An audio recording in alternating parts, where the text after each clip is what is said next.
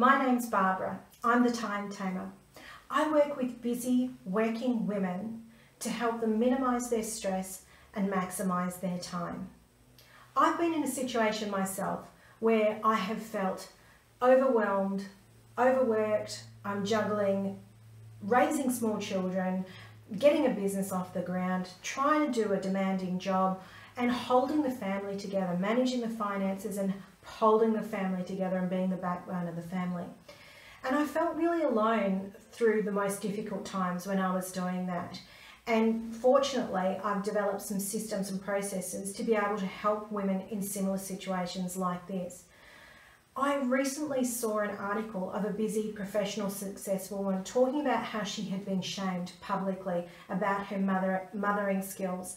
And facing that same overwhelm, it was like the straw that broke the camel's back for her. And on public transport, she burst into tears.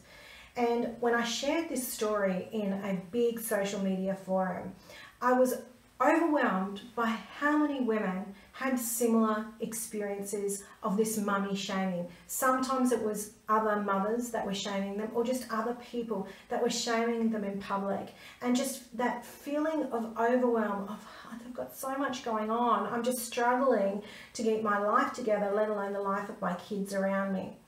I wanted to share with you an experience that I had, my own personal story of that.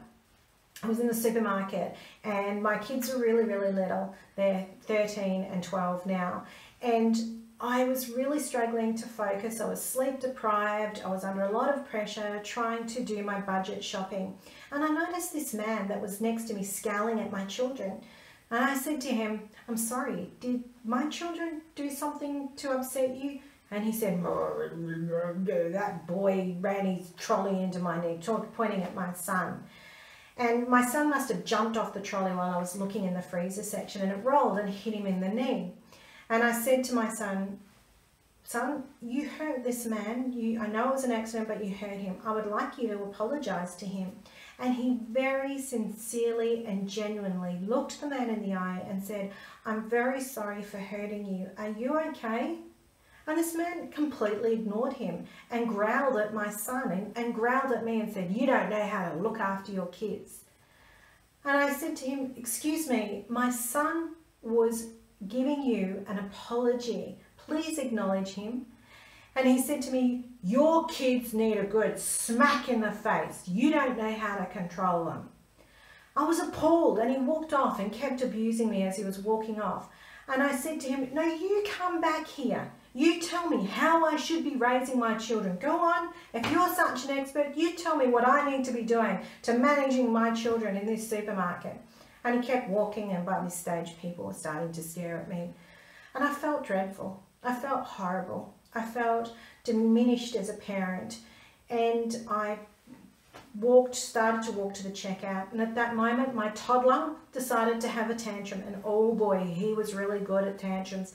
And he picked up a bottle of soda water, threw it on the ground in his tantrum, and it went psss on the ground.